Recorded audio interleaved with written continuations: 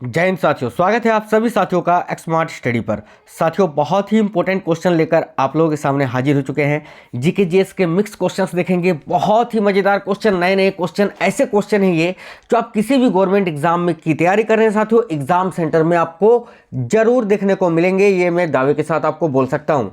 साथियों, चैनल के अंदर मैंने कई हजारों की कगार में जो है वीडियोस अपलोड कर दी है। अगर आप लोगों ने नहीं देखा है तो देख लीजिएगा। अगर नए साथी कोई भी है तो चैनल को सब्सक्राइब करके बेल आइकन को ऑन कर लीजिए और सभी साथी वीडियो को लाइक और शेयर कर दीजिए। बिना देरी किए क्लास को शुरू करते हैं। साथियों, इस सेट को आपको एक क्विज की तरह लगाना है। कितने क्वेश्चन आप लोग कर सकते हो? टोटल 60 क्वेश्चन आपको इस वीडियो के माध्यम से बताएंगे। बहुत ही इंपॉर्टेंट क्वेश्चन है, सारे क्वेश्चन देखना है, एक भी क्वेश्चन को स्किप नहीं करना है। 60 में से कितने क्वेश्चन आप कर सकते हो ये जांचिए, देखिए और लास्ट में कमेंट करके बताइए आपके कितने क्वेश्चन करेक्ट हैं।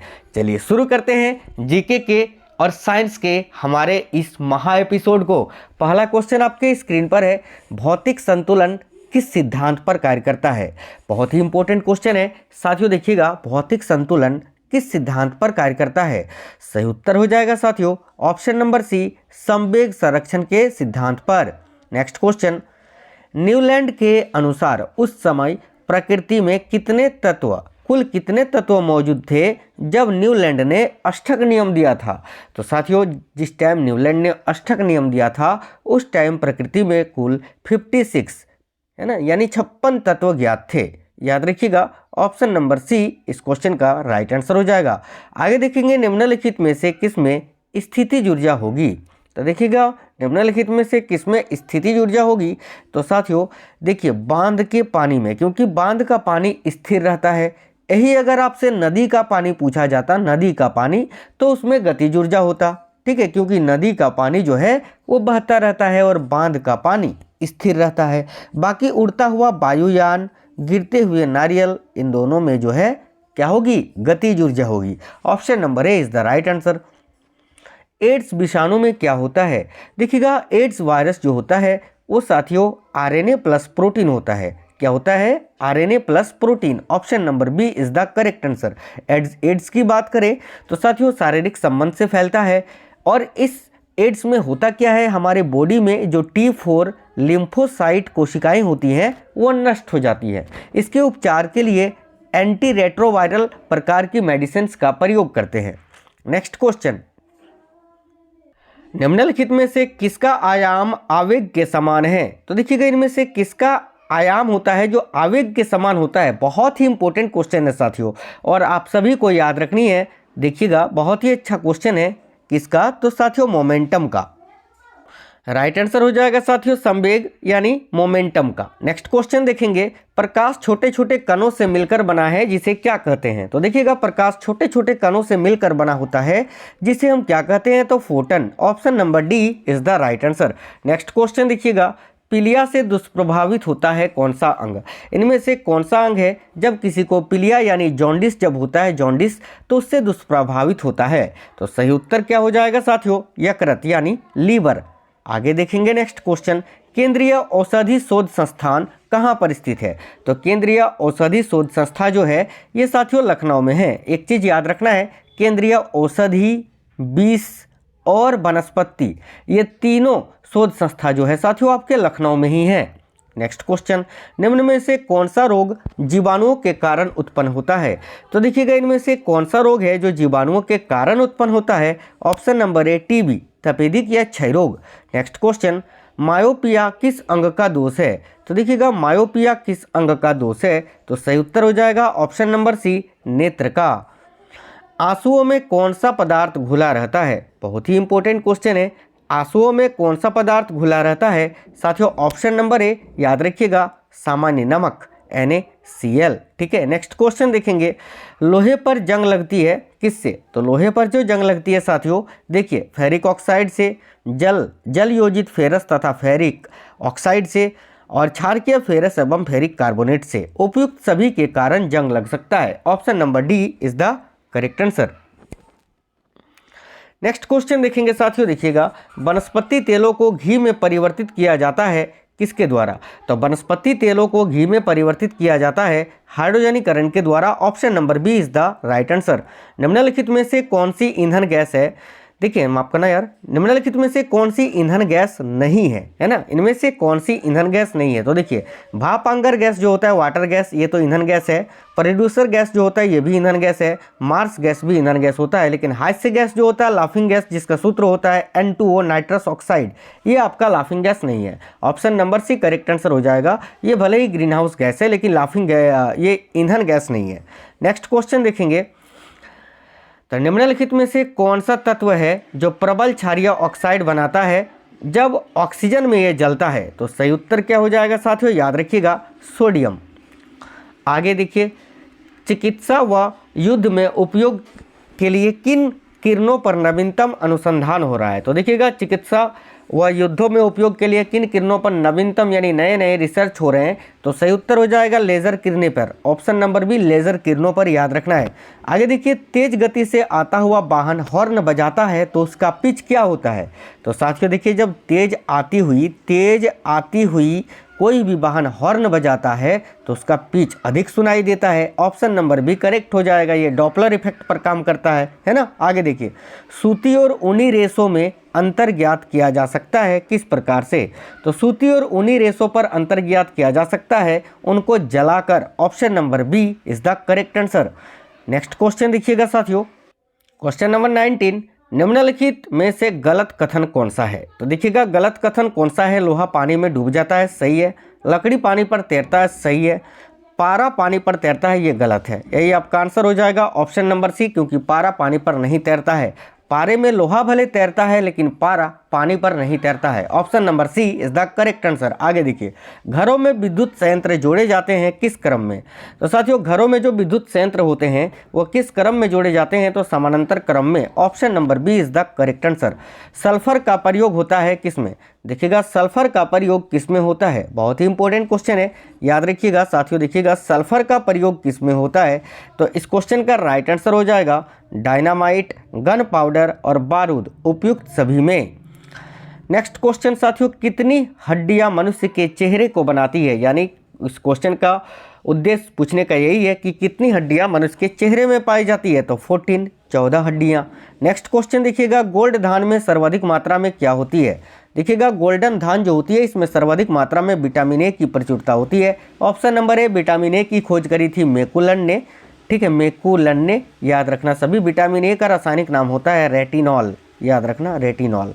चलिए नेक्स्ट क्वेश्चन देखिए, ड्रोसरा किस प्रजाति का पौधा है। ड्रोसरा किस प्रजाति का पौधा है। तो सभी साथी याद रखिए, ड्रोसरा जो है एक प्रकार का कीटभक्षी पौधा है, मांसाहारी पौधा है। Option number C is the correct answer. आगे देखिए, अल्टमैन द्वारा किसकी खोज की गई थी। अल्टमैन के द्वारा किसकी खोज की गई थी। सही उत्तर हो जाएगा ऑप्शन नंबर बी माइटोकॉन्ड्रिया की। अल्टरनेटर से कौन सी धारा को उत्पन्न किया जाता है। देखिएगा अल्टरनेटर जो होता है साथियों, इससे कौन सी धारा को उत्पन्न किया जा सकता है। तो ये डीसी को एसी में कन्वर्ट करता है, याद रखना साथियों, डीसी को एसी में कन्वर्ट करता है, ठीक है। बहुत ही इंपॉर्टेंट क्वेश्चन है तो जरूर सभी साथियों याद रखना। एक होता है रेक्टिफायर, ठीक है, रेक्टिफायर क्या करता है, वो एसी को डीसी में बदलता है और अल्टरनेटर डीसी को एसी में। ऑप्शन नंबर ए राइट आंसर हो जाएगा। विश्व में मसालों के घर के नाम से जाना जाने वाला देश कौन सा है। विश्व में मसालों के घर के नाम से जाना जाने वाला देश है अपना भारत। Option number D.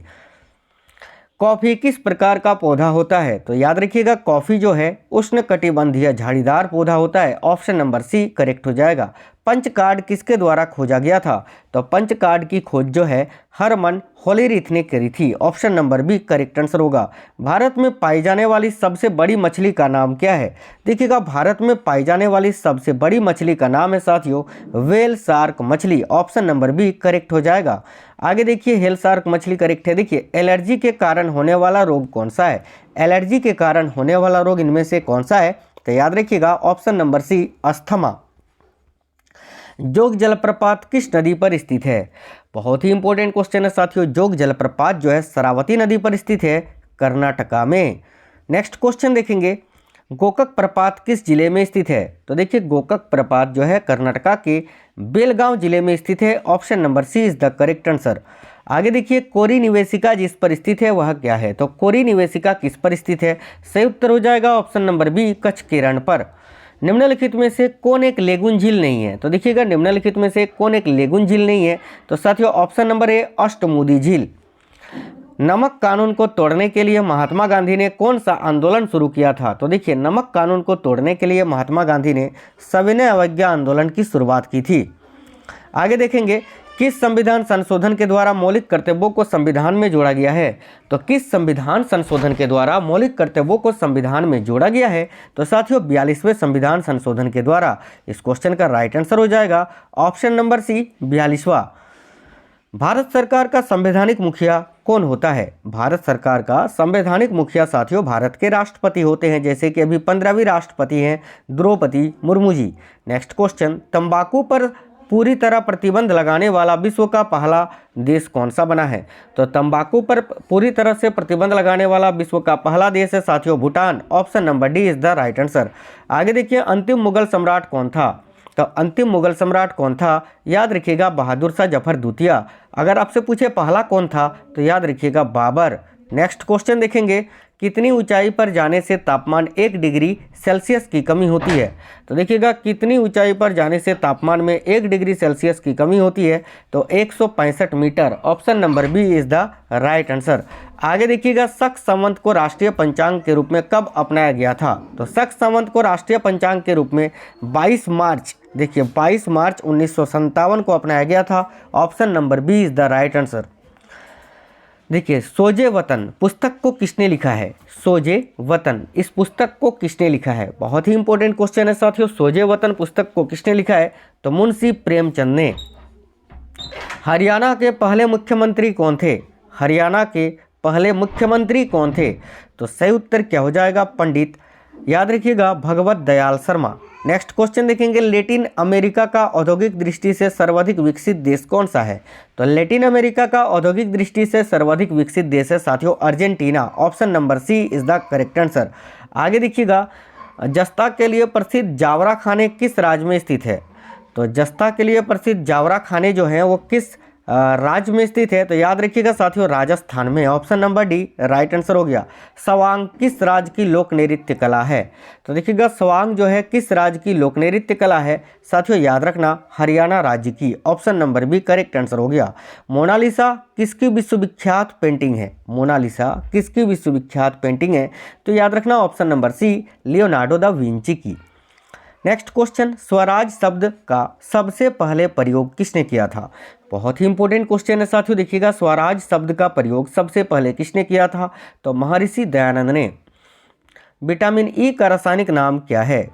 देखिएगा विटामिन ई का रासायनिक नाम क्या है? तो साथियों जरूर याद रखना सभी साथी, tocopherol. Option number C is the right answer.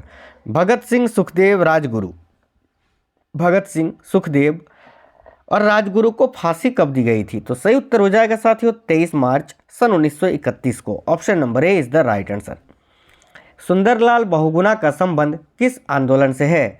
देखिएगा सुंदरलाल बहुगुणा का संबंध किस आंदोलन से है? तो साथियों चिपको आंदोलन से। पोटेशियम नाइट्रेट का प्रयोग किसके उत्पादन में होता है?